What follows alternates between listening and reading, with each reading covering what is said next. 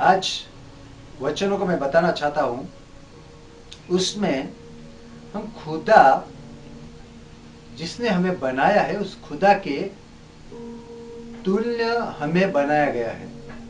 परमेश्वर ने इतनी सामर्थ हमें दी है, इतना अभिषेक दिया है, इतना वरदान दिया है। उस वरदान से हम अपने आप को सुरक्षित और तंदुरुस्त रख सकते हैं। किसी भी प्रकार की समस्या हो और परेशानी हो तो भी अपने आप को हम बचा सकते हैं। अगर हमारे दुश्मन कहीं कितने बढ़ क्यों ना जाए तो भी परमेश्वर उस कृपा से हमें भर देता है कि दुश्मन की कोई भी चाल हमारे ऊपर नहीं चलती है। हम कौन है, हम कैसे हैं और हमें कैसे रहना चाहिए, वो बातों का परमेश्वर के वचन से सीखेंगे। हम अपनी आंखों को बंद करेंगे और प्रार्थना करेंगे। स्वर्गीय सनातन खुदा, मसीह यीशु के नाम में हम आपकी स्तुति, तारीफ और बड़ाई करते हैं। हे मेरे परमेश्वर, मनुष्य कौन के जिसे तू स्मरण करता है। तेरा वचन कहता है जो कोई परमेश्वर की आज्ञा को मानता है और उसके ऊपर चलता है वो धन्य व्यक्ति कहा जाता है। उसको प्रभु अब्राहम का संतान कहा जाता है। और आज हम आपके सामने अपने सिरों को झुकाते हुए विनती करते हैं कि अब्राहम, इस्हाक और याकूब का जो आशीष है वो हम सब तेरे नाम से पाए और तेरे वचन के आधार पर आगे बढ़ सके। ये कृपा हम आपसे मांगते हैं। परमेश्वर, आपने हमारी प्रार्थना को सुन लिया, तेरा धन्यवाद। Thank you master, thank you holy spirit. नाज़रेती यीशु के नाम से हम मांगते हैं, आमीन आमीन। ठीक है, आज का वचन हम पढ़ेंगे। हम गिनती की किताब से कुछ बातों को पढ़ना चाहते हैं जहां पर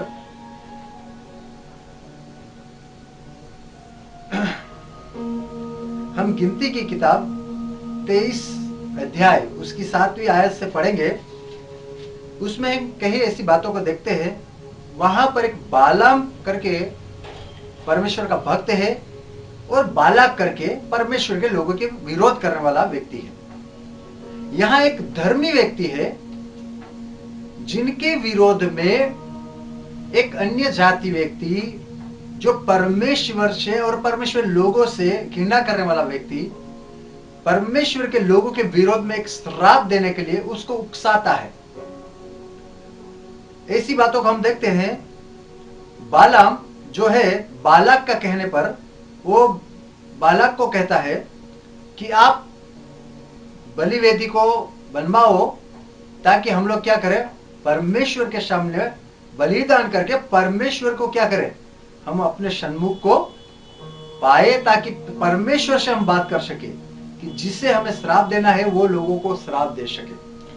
कहने का मतलब है परमेश्वर का वचन से हमें सीखने को मिलता है। अगर परमेश्वर को हमें निकट लाना है, परमेश्वर को अगर हमें अपने जीवन में अनुभव करना है या परमेश्वर से हमें बातचीत करना है तो एक बलिदान की जरूरत है, यज्ञ की जरूरत है, आराधना की जरूरत है। और आज हम उसी आराधना को सीखने के लिए परमेश्वर के पास आए हैं। देखते हैं परमेश्वर का वचन, गिनती की किताब 23 का 21 आयत को पढ़ेंगे।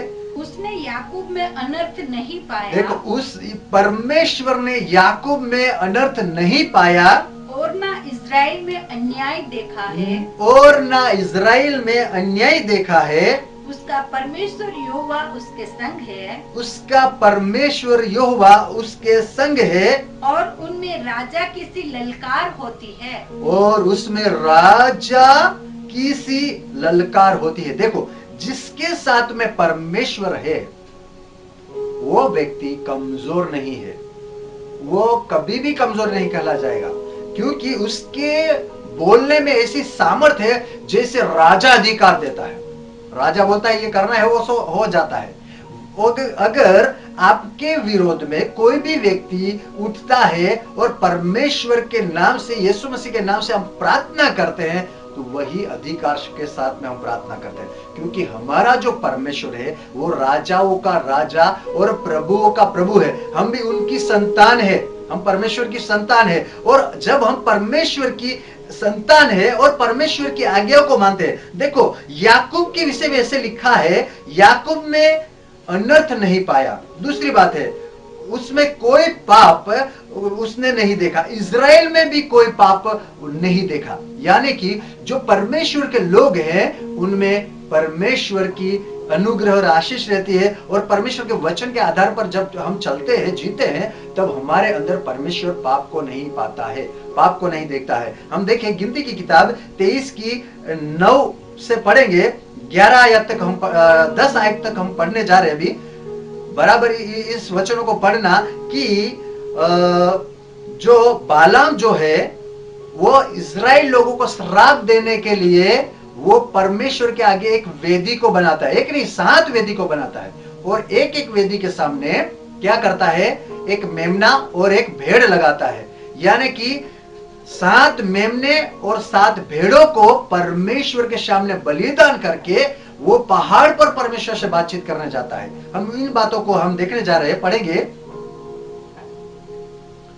चट्टानों की चोटी पर से, लिखा है चट्टानों की चोटी पर से वे मुझे दिखाई वो पड़ते वे हैं। मुझे दिखाई पड़ते हैं, पहाड़ियों पर से पहाड़ियों पर से मैं उनको देखता हूँ। मैं उनको देखता हूँ। वो ऐसी जाति है, वो ऐसी जाति है जो अकेली बसी रहेगी, वो अकेली बसी रहेगी और अन्य जातियों से अलग गिनी जाएगी, और अन्य जातियों से अलग गिनी जाएगी।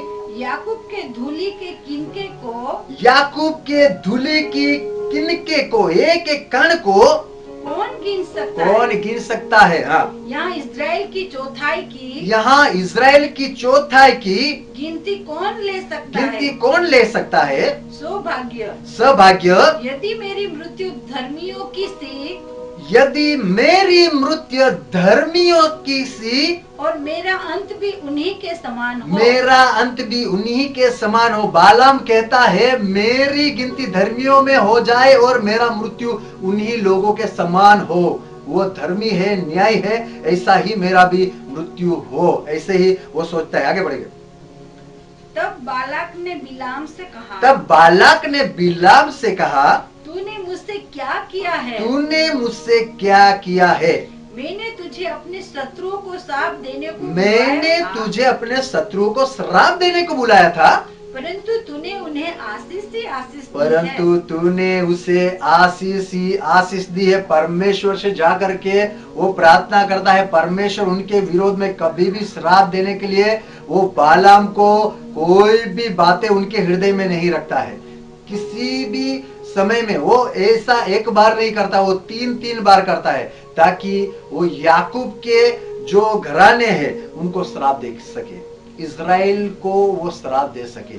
लेकिन जब भी वो बालाम परमेश्वर के सामने आराधना करता है, जब भी वो बालाम परमेश्वर की स्तुति और आराधना करते हुए बलिदान करके परमेश्वर के सामने जाता है, उसी समय में परमेश्वर उसमें दोष नहीं पाता है, इसलिए वो श्राप नहीं देता है। मेरे कहने का मतलब है, देखिए मेरे भाई और बहनों, सुनने वाले हर एक व्यक्ति को मैं बताना चाहता हूं, जब हम परमेश्वर के तुल्य बन जाते हैं, परमेश्वर की योग्यता में चलते हैं, परमेश्वर को भाते हुए बलिदान को हम चढ़ाते हैं, परमेश्वर की इच्छाओं के अनुसार उनके वचन के आधार पर हम चलते हैं। देखो एक वचन को मैं बताना चाहता हूं, व्यवस्था विवरण का किताब में हम देखेंगे, उसका 28 और पहली पद से पढ़ेंगे। यदि तू अपने परमेश्वर यहोवा की सब आज्ञाएं, लिखा है यदि तू अपने परमेश्वर यहोवा की सब आज्ञाएं जो मैं आज तुझे सुनाता हूँ, जो मैं आज तुझे सुनाता हूँ चौकसी से पूरी करने को, चौकसी से पूरी करने को, चित लगाकर उसकी सुने, चित लगाकर उसकी सुने, तो वो तुझे पृथ्वी की सब जातियों में श्रेष्ठ करेगा। वो तुझे पृथ्वी की सब जातियों में श्रेष्ठ करेगा। परमेश्वर का वचन कहता है, आज अगर वो वचन को मुझे बोला गया है करके समझेंगे तो सही में हम क्या करेंगे, हम आशीष को पा सकते हैं, और पृथ्वी में हम जहां भी जाएंगे परमेश्वर की आशीष हमारे साथ में रहेगी। देखो ये याकूब के ऊपर श्राप देने वाले लोगों को, जैसे परमेश्वर का वचन कहता है, जो अब्राहम को आशीष देता है वो आशीषित हो जाता है, और अब्राहम को श्राप देता है वो श्रापित हो जाता है, क्योंकि अब्राहम में कोई बुराई परमेश्वर ने नहीं पाई। वैसे ही याकूब के घरानों में भी कोई बुराई नहीं पाई। इसलिए मूसा ने वो यहोशू से कहा कि तू क्या करना, परमेश्वर की आज्ञाओं को मानना, और तू और तेरा घराना अगर परमेश्वर की आज्ञाओं को मानेगा तो तू जहां भी जाएगा वहां फतेह और सफलता को देखेगा। एक वचन को देखेंगे, लेवी व्यवस्था 26:3 पढ़ेंगे। हम देखते हैं कि यदि तुम, हाँ, यदि तुम मेरी विधियों पर चलो यदि तुम मेरी विधियों पर चलो और मेरी आज्ञा को मानकर और उसका पालन करो, मेरी आज्ञाओं को मानकर उसका पालन करो, तो मैं तुम्हारे लिए समय समय पर मेंह बरसाऊंगा तथा भूमि अपनी उपज और उपजाएगी भूमि अपनी उपज उपजाएगी और मैदान के वृक्ष अपने अपने फल दिया करेंगे। मैदान के वृक्ष अपने अपने फल दिया करेंगे। तू कभी भी भूखा नहीं मर सकता। कोई भी विपत्ति, कोई भी समस्याओं से तू नहीं मर सकता, क्योंकि परमेश्वर समय समय पर आपको हर एक चीज की जरूरतों को, हर एक चीज आपको प्रोवाइड करने के लिए योग्य है, क्योंकि वो बारिश को भेज करके आपकी खेत को हरा भरा रखेगा। इतना ही नहीं, मैदान में जो भी फल रोपे गए हैं वो फल में भी समय समय पर आपको उपज मिलती रहेगी, क्योंकि परमेश्वर का वचन को हम जब मानते हैं, उसकी आज्ञाओं को मानते हैं, वो परमेश्वर का आशीष हमें मिलता है। हम देखते हैं इस्राएल इसीलिए वो बची रही थी। याकूब की जो संतान है या इस्राएल में पाप नहीं पाया गया, उसका एक ही रीजन, एक ही कारण है, वो यही है कि वो लोग क्या करते थे, परमेश्वर की आज्ञाओं को मानते थे, परमेश्वर की इच्छाओं के अनुसार जीते थे और परमेश्वर की योजना के तहत आगे बढ़ते थे। इसलिए उसके अंदर ऐसा एक सामर्थ्य हमने देखा है। गिनती की किताब 23:21 में हमने पढ़ा था कि उसमें राजा किसी ललकार होती थी। राजा में जितना पावर होता था वैसे ही पावर वो प्रजा में होता है, उन व्यक्तियों में होता है जो लोग परमेश्वर के वचनों को मानते हैं और उसके आधार पर अपने जीवनों को बिताते हैं। हम देखते हैं गिनती की किताब उनका 23 और 22 आयत से हम पढ़ते जाएंगे।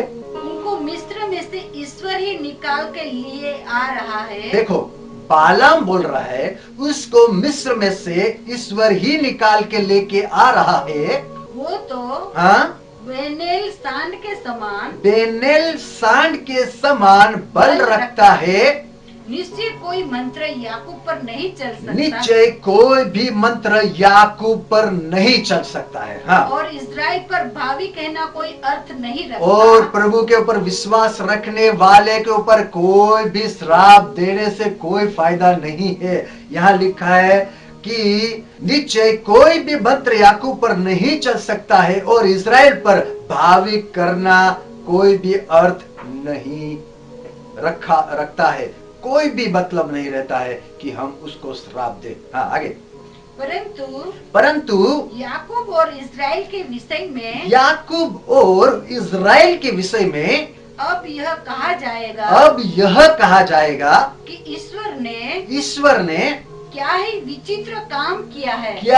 विचित्र काम किया है कि कोई भी उसे श्राप नहीं दे सकता, कोई भी उसके आशीषों को चुरा नहीं सकता, कोई भी उसकी उन्नति को नहीं रोक सकता, कोई भी उसकी प्रगति को नहीं रोक सकता, क्योंकि वो परमेश्वर की विधियों पर चलने वाला है, परमेश्वर के वचन पर वो अपने मन लगाने वाला है, परमेश्वर की इच्छा के अनुसार चलने वाला है। वो श्रापित नहीं है, वो आशीष से भर गया है, वो अनुग्रह से भर गया है, वो दया से भर गया है, परमेश्वर की कृपा से वो भर गया है। उनके ऊपर किसी का भी जोर नहीं चल सकता। अगर आप और हम आज परमेश्वर के वचन के ऊपर विश्वास रख करके चल रहे हैं, मेरे दोस्तों, मेरे प्यारों, मेरे सुनने वाले हर एक व्यक्तियों को मैं बताना चाहता हूं, आप कभी भी आशीष से वंचित नहीं रह सकते। इतना ही नहीं, कोई भी श्राप वो आपको वो छू नहीं सकता है, कोई भी श्राप। बालाम ने 3 बार श्राप देने के लिए क्या किया है, बलिदान किए, यज्ञ किए, लेकिन वो बालाक का इच्छा था वो श्राप देने के लिए, लेकिन बालाक की इच्छा भी पूरी नहीं हुई और बालाम की इच्छा भी नहीं पूरी हुई, क्योंकि बालाम से परमेश्वर एक ही बात बोलता था, तू उसे श्राप नहीं दे सकता, क्योंकि मैंने उसे आशीषित किया है, याकूब को मैंने आशीष किया है। और आज प्रभु यीशु के नाम पर जो कोई विश्वास करता है वो व्यक्ति भी वैसे ही आशीष को पाता है। उसकी आज्ञाओं को मान करके, उसकी इच्छाओं को जान करके जब हम चलते हैं तब परमेश्वर की अनुग्रह और आशीष हमारे ऊपर रहती है। कोई भी श्राप नहीं आता। अगर श्राप आता है आप समझ लो परमेश्वर की इच्छाओं से आप अलग है, परमेश्वर की इच्छाओं को नहीं जानते हो, इच्छाओं के अनुसार नहीं चल रहे हो। देखो परमेश्वर का वचन क्या कहता है, कैसे परमेश्वर की आज्ञाओं को मान करके, परमेश्वर की इरादों को समझ करके हम चल सकते हैं। हम देखेंगे दूसरा कुरिन्थियों की पत्री 6:4 को पढ़ेंगे। परंतु हर बात से, लिखा है परंतु हर बात से परमेश्वर के सेवकों के समान, परमेश्वर के सेवकों के समान अपने सद्गुणों को प्रकट करते हैं, अपने सद्गुणों को प्रकट करते हैं, बड़े धैर्य से, बड़े धैर्य से, क्लेशों से, दरिद्रता से, संकटों से, कोड़े खाने से, कैद होने से, हुल्लड़ों से, परिश्रम से, जागते रहने से, उपवास करने से, पवित्रता से, ज्ञान से, धीरज से, कृपालुता से, पवित्र आत्मा से, सच्चे प्रेम से, सत्य के वचन से, परमेश्वर की सामर्थ्य से, और परमेश्वर की सामर्थ्य से, धार्मिकता के हथियार से, जो दाहिने बाएं हाथों में है, बोलो यीशु मसीह की। परमेश्वर की अनुग्रह में अगर हम चलना चाहते हैं तो उनके सेवकों को जांचिए जो कष्ट उठा करके उसकी धार्मिकता में चलते हैं, उनके दोनों हाथ में आत्मिक हथियारों को लेकर के चलते हैं। जो जीवन का पुस्तक दिया गया है, बाइबल जो है वो आत्मिक हथियार है। उनके साथ में जो उसके अंदर वरदान हो, वरदान भी हमारे लिए आत्मिक हथियार है। और सामर्थ जो है हमारे बल को जो प्रकट करता है, जो सामर्थ परमेश्वर की ओर से होता है, वो सामर्थ के सामने कोई भी हथियार नहीं चल सकता है। वो आत्मिक हथियार से जब हम लैस होकर के चलते हैं तब हम परमेश्वर की तुलना बनते हैं, उनकी इच्छाओं के अनुसार चलते हैं। और उसमें किन किन बातों के ऊपर ध्यान रखना है, फोकस करना है, उन बातों को मैं बताने जा रहा हूं। देखिए दूसरा कुरिन्थी 6:17 पढ़े, 16 पहले पढ़ेंगे, उसके बाद 17 पढ़ेंगे। और मूर्तियों के साथ, यह लिखा है, और मूर्तियों के साथ परमेश्वर के मंदिर का क्या संबंध। देखो मूर्तियों के साथ परमेश्वर के मंदिर का कोई मेल नहीं है, संबंध नहीं है। इन बातों को भी ख्याल रखना है। धर्मी बनने के लिए, परमेश्वर की इच्छा से आगे बढ़ने के लिए यहाँ पर पौलुस कुरिन्थी की कलीसिया को बताता है। आप पहले जो हमने पढ़ा कि कैसे कैसे वो एक सेवक के समान हमें जीवन जीना है, कहीं कष्टों को उठा करके, क्योंकि न्याय के लिए दुख उठाना जरूरी होता है। यीशु मसीह का वचन कहता है जो क्रूस, खुद का क्रूस जो उठाता है वह धर्मी ठहरता है। यीशु मसीह ने भी हमारे लिए कहीं कष्टों को उठाया, कहीं दुखों को उठाया है। हम भी जो दुख और कष्ट उठा करके जब हम आगे चलते हैं तो धर्मी कहलाए जाते हैं।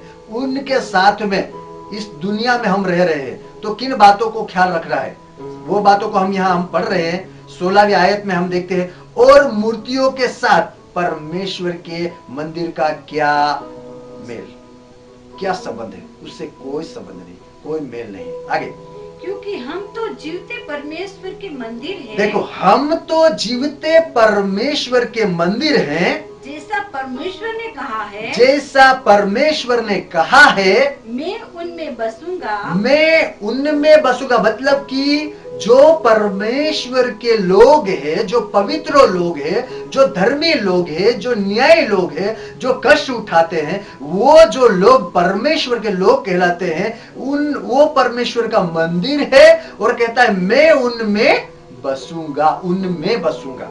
किन में बसूंगा? और उनमें, मंदिर में नहीं, लेकिन मैं उनमें बसूंगा और उनमें चला फिरा करूंगा। बोलो यीशु मसीह की। क्योंकि परमेश्वर का वचन कहता है मैं उनमें बसूंगा, इतना ही नहीं लेकिन चला फिरा करूंगा। तभी हम सोचते हैं अरे यार मुझे क्यों ऐसा फील हो रहा है कि मैं प्रार्थना करूं, मुझे प्रार्थना करने का मन हो रहा है। बाहर जाने से पवित्र आत्मा में प्रेरणा करता है कि हम प्रार्थना करके जाएं, परमेश्वर को अपने आप को समर्पित करके जाएं, क्योंकि परमेश्वर हमारे अंदर चला फिरा करता है। उसको पता है कहां पर कौन सी बीमारी हमारा इंतजार कर रही है। शैतान ने जो महामारियों को फैलाता है, वो एक्सीडेंट कराना चाहता है, या फिर हमें किसी रीति से किसी से धोखा करवाना चाहता है, लेकिन परमेश्वर का आत्मा हमारे अंदर रहता है, परमेश्वर हमारे अंदर चलता फिरता रहता है। तब परमेश्वर का आत्मा हमें कहता है, बेटा प्रार्थना कर। हम प्रार्थना करते, कहीं गवाहियों का हम सुनते हैं, मुझे पता नहीं था लेकिन मैं प्रार्थना में बैठ गया, प्रार्थना में बैठने के बाद हम बाहर निकले, परमेश्वर ने हमें संभाल लिया। एक्सीडेंट हुआ था लेकिन हमारा क्या हो गया, बचाव हो गया, परमेश्वर ने हमें बचा लिया। हमारी गाड़ी का भी नुकसान ज्यादा नहीं हुआ, हमारा भी नुकसान नहीं हुआ। क्यों? क्योंकि शत्रु जो शैतान है वो बालक के समान है? शैतान हमारे विरोध में हमेशा प्लानिंग करता रहता है, बालक के समान। हमको पता है अय्यूब के लिए वो जाकर के बोला कि अय्यूब के चारों ओर आप पहरा रखते हो, इसलिए अय्यूब आपकी आराधना करता है, आप अपना पहरा को हटा लो। लेकिन धर्मियों को परमेश्वर रखवाली करना जानता है, लेकिन धर्मी के अंदर वो परमेश्वर खुद रहता है, वो परमेश्वर खुद बोलता है, वो चला फिरा करता है हमारे अंदर। वो बोलता है बेटा प्रार्थना करके जा, ताकि मैं तेरा प्रोटेक्शन रखूं, मैं तेरी चारों ओर में कवच रखूं, तेरी गाड़ी की चारों ओर में कवच रखूं। तू अभी नौकरी में जाएगा, बॉस आपसे थोड़ा चिढ़ा हुआ है, क्योंकि शैतान ने उसके दिमाग में कुछ बातों को रख दिया है, वो आपसे चिढ़ा हुआ है, आपके ऊपर गुस्सा हो जाएगा। आप क्या करो, प्रार्थना करके जाओ, बेटा प्रार्थना करके जा, बॉस के लिए प्रार्थना कर, बॉस के हृदय के लिए प्रार्थना कर, वो अच्छा हमारे साथ व्यवहार करे, ऐसे प्रार्थना करो। ऐसा परमेश्वर हमारे हृदय से बातचीत करता रहता है, हमारे जीवनों से बातचीत करता है, क्योंकि हमारे अंदर वो रहता है, क्योंकि हम परमेश्वर का मंदिर है। अगर हम किसी के पास जाते हैं, हम किसी से कुछ बात करने के लिए जाते हैं, हमारा कुछ काम रहता है, वहां जाने से पहले हम प्रार्थना करते हैं, परमेश्वर मैं जा रहा हूं, जो काम के लिए जा रहा हूं मुझे वहां सफलता आप देना। हमारी प्रार्थना से परमेश्वर उनके हृदय में काम कर देता है। क्यों? वो प्रार्थना करने का स्वभाव कहां से आया? पहले हम प्रार्थना करने वाले नहीं थे, हैं? हम प्रार्थना करने वाले नहीं थे, हम धर्मी नहीं थे। वो स्वभाव कहां से आया? क्योंकि परमेश्वर खुद हमारे अंदर वो चला फिरा करता है, और वो कहता है बेटा अभी तू बाहर जा रहा है, उसको मिलने के लिए जा रहा है, उसको मिलने से पहले क्या कर, तू प्रार्थना करके जा। और हम प्रार्थना करते हैं, हम तब बोलते रहा हाँ मैं ही प्रार्थना करके गया। नहीं नहीं नहीं नहीं, परमेश्वर आपके अंदर है इसलिए आप प्रार्थना करके गए। ये बात को आप जानने के लिए आप उत्सुक बनो कि परमेश्वर का वचन क्या कहता है। आगे पढ़ेंगे। और मैं उनका परमेश्वर होऊंगा, लिखा है और मैं उसका परमेश्वर रहूंगा, और वे मेरे लोग होंगे। और वे मेरे लोग होंगे। कब? जब हम परमेश्वर की इच्छाओं से चलते हैं तो परमेश्वर हमारे अंदर रहता है। जब परमेश्वर हमारे अंदर रहता है तो गवाही प्रकट होती है, तब हम परमेश्वर को ऊंचा करते हैं। अगर हम ऐसे जाएंगे, बिना प्रार्थना के जाएंगे, अगर काम नहीं हुआ, हम देंगे यार प्रभु ने मदद नहीं किया। क्यों प्रार्थना नहीं किया? क्योंकि हमारे अंदर परमेश्वर का आत्मा नहीं है, परमेश्वर हमारे अंदर बसा हुआ नहीं है, इसलिए हम प्रार्थना नहीं किए। हाँ, जब परमेश्वर हमारे अंदर रहता है, हम प्रार्थना करके जाते हैं तो सफलता मिलती है। सफलता मिलने के कारण हम परमेश्वर की गवाही को प्रकट करते हैं। तब हम कहते हैं हाँ मेरा परमेश्वर मुझे संभालता है, मेरा परमेश्वर मुझे बचाता है, मेरा परमेश्वर मुझे विजय देता है, मेरा परमेश्वर मुझे मदद करता है। हम परमेश्वर को ऊंचा उठाते हैं, ऐसे नहीं उठाते। आगे पढ़ेंगे, 17 को पढ़ेंगे। इसलिए प्रभु कहता है, इसलिए प्रभु कहता है उनके बीच में से निकलो, उनके बीच में से निकलो। यानी कि हम 16 आयत में जब पढ़ा है वो उसमें देखा कि और मूर्ति के साथ परमेश्वर के मंदिर का क्या मेल, उसमें से निकलो। जो लोग मूर्ति पूजा करते हैं उसमें से निकलो, उनमें से बाहर हो जाओ। हाँ, और अलग रहो, और अलग रहो, और अशुद्ध वस्तु को मत छुओ, और अशुद्ध वस्तुओं को मत छुओ, तो मैं तुम्हें ग्रहण करूंगा, तो मैं तुम्हें ग्रहण करूंगा करके परमेश्वर का वचन हमें बतलाता है, तो मैं तुम्हें ग्रहण करूंगा। देखो, इज़राइल के ऊपर श्राप इसलिए नहीं आता है, इज़राइल के ऊपर विपत्ति इसलिए नहीं आती है क्योंकि परमेश्वर ने उसे ग्रहण किया था। उनके अंदर वो सब बातें हमने देखी है। याकूब में ना तो वो दोष पाता है, ना इज़राइल के अंदर पाप देखता है। हमारे जीवन में, हमारे परिवार में अगर कोई भी गलती नहीं है, परमेश्वर हमें ग्रहण करेगा। 18 में देखते हैं, और मैं तुम्हारा पिता हूँगा बोलता है वचन, कहता है और मैं तुम्हारा पिता हूंगा और तुम मेरे बेटे और और बेटियां तुम होंगे। मेरे बेटे और बेटियां होंगे। यह सर्वशक्तिमान प्रभु परमेश्वर का वचन है। यह सर्वशक्तिमान प्रभु परमेश्वर का वचन है। यही वचन है सर्वशक्तिमान परमेश्वर का वचन, कि हम अगर उनकी बेटे या बेटियां बनना है तो उनके वचन के आधार पर और उसके वचन के कहने पर, परमेश्वर जो हमसे वचन से बातचीत करता है, वो वचन जब बात करता है उनके ऊपर हम चलने से हम वो आशीष को पाते हैं। रोमियो की पत्री 16 का 17 पढ़ेंगे। अब हे भाइयों, अब हे भाइयों, मैं तुमसे विनती करता हूँ मैं तुमसे विनती करता हूँ कि जो लोग उस शिक्षा के विपरीत, जो लोग उस शिक्षा के विपरीत जो तुमने पाई है, जो तुमने पाई है, फूट डालने और ठोकर खिलाने का कारण होते हैं, ठोकर खाने का कारण होते हैं, उन्हें ताड़ लिया करो। उन्हें ताड़ लिया करो। अगर तुम्हारे बीच में जो लोग हैं, वो लोग अगर वचन के आधार पर नहीं चलते और दूसरों को भी वचन के आधार पर चलने नहीं देते हैं, गलत शिक्षा देते हैं, गलत बातें सिखाते हैं, गलत राहों पर वो खुद भी चलते, दूसरों को भी चलने के लिए वो प्रोत्साहन देते हैं, या वो बोलते हैं कि नहीं, मैं इतना सालों से परमेश्वर की आराधना कर रहा हूँ, ये खा रहा हूँ, ये पी रहा हूँ, अरे मैं ऐसे जी रहा हूँ, वैसे आप भी जी सकते हैं। तो वो बात अगर परमेश्वर के वचन के आधार पर नहीं है तो आप उनको क्या करो, थोड़ा ताड़ना दो, उनको थोड़ा सिखाओ। परमेश्वर का वचन यहाँ पर कहता है। और वचन आगे क्या कहता है, हम पढ़ेंगे, उन्हें ताड़ लिया करो, उन्हें ताड़ लिया करो और उनसे दूर रहो। और उनसे दूर रहो। उन्हें ताड़ लिया करो और उनसे दूर रहो। तीतुस की पत्री 3 का 8 पढ़ेंगे। यह बात सच है, लिखा है यह बात सच है, और मैं चाहता हूँ कि तू इन बातों के विषय में, तू इन बातों के विषय में दृढ़ता से बोले, दृढ़ता से बोले, इसलिए कि जिन्होंने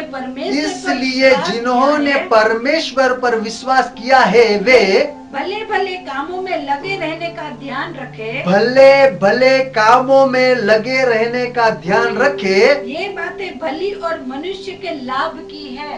ये बातें भली और मनुष्य के लाभ की है। कौन सी बातें?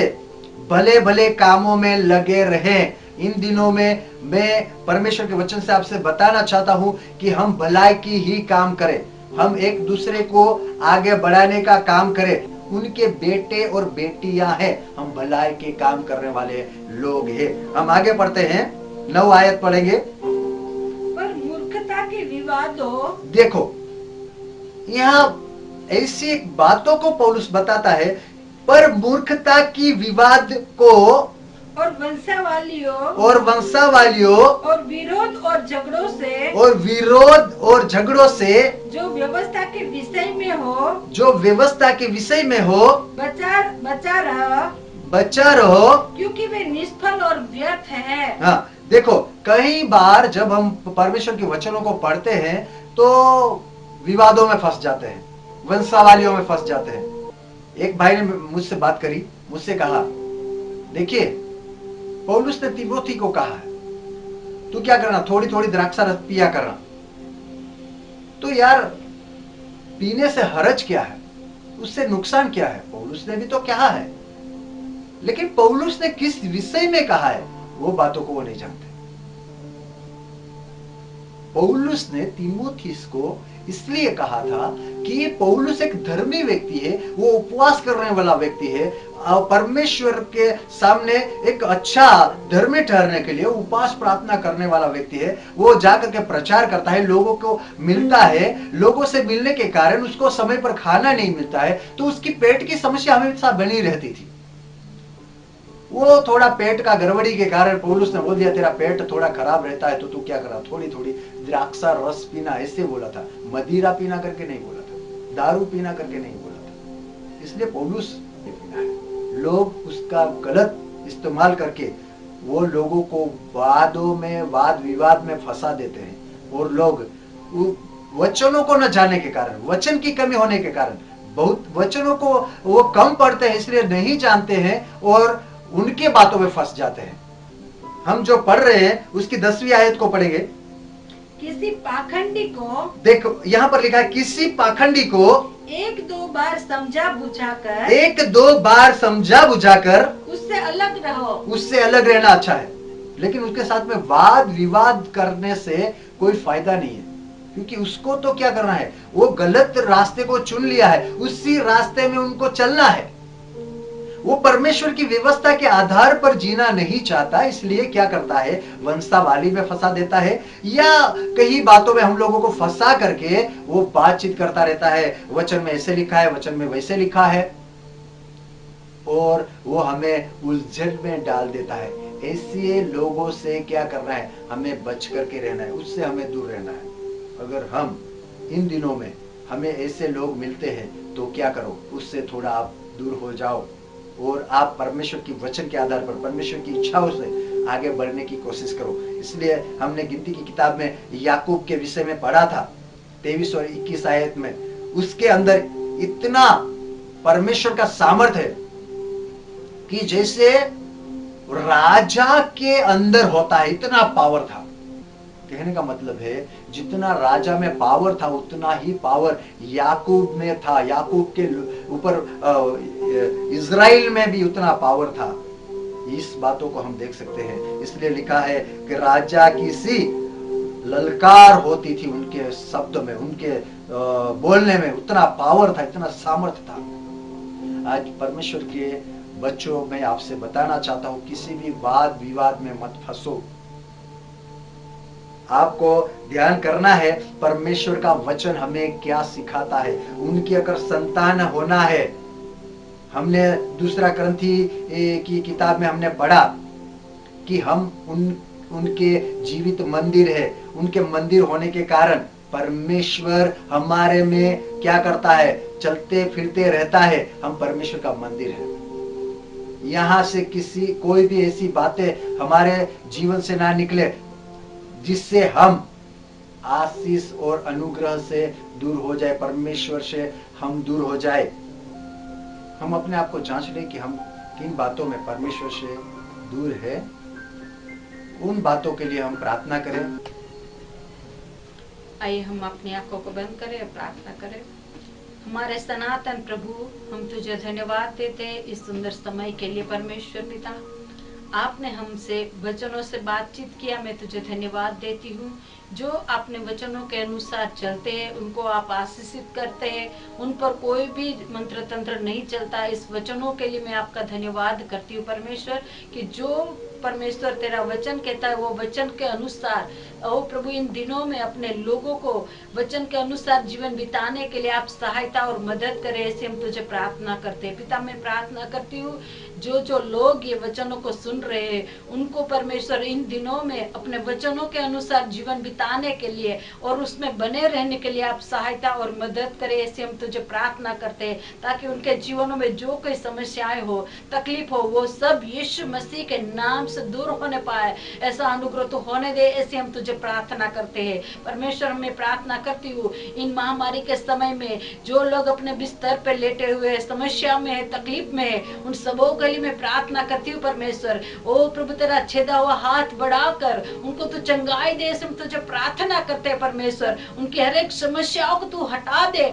उनके हर एक दुर्बलता को तू दूर करके और अच्छा सिफा दे, ऐसे हम तुझे प्रार्थना करते हैं परमेश्वर, ताकि ये लोग तेरी गवाह बन जाए और तेरी महिमा प्रकट करे। ऐसा अनुग्रह तो होने दे खुदावंत, ताकि परमेश्वर आने वाले दिनों में परमेश्वर ये लोग तेरा नाम को ऊंचा उठाए और तेरे राज्यों की बढ़ोतरी होने पाए, ऐसा अनुग्रह तो होने दे। हम प्रार्थना करते परमेश्वर इस समय में प्रभु, जिनको जिन जिन चीज वस्तुओं की आवश्यकता हो परमेश्वर हम नहीं जानते, लेकिन आप अंतर्यामी खुदा हो परमेश्वर, हर एक को समय पर परमेश्वर उनकी आवश्यकताओं को पूर्ति कीजिए, ऐसे हम तुझे प्रार्थना करते हैं, क्योंकि आप यहोवा यीरे हो, यहोवा निश्चय विजय देने वाले परमेश्वर आप ही हो। इसलिए तुझे प्रार्थना करती हूँ, जिनको आवश्यकता है उनको सभी को समय पर उनकी सभी आवश्यकताओं पूर्ति की जाए और उनके जरिए आपका महिमा हो, ऐसी हम तुझे प्रार्थना करते हैं परमेश्वर। आप ऐसा करते हो इसलिए तुझे धन्यवाद देते हैं। तेरा वचन कहता है मांगने से बढ़कर ठोकने से पहले कार्य करने वाले खुदा आप हो, इसलिए मैं तुझे धन्यवाद देती हूँ। पिता, हमने जो मांगा आपने किया, इसलिए धन्यवाद।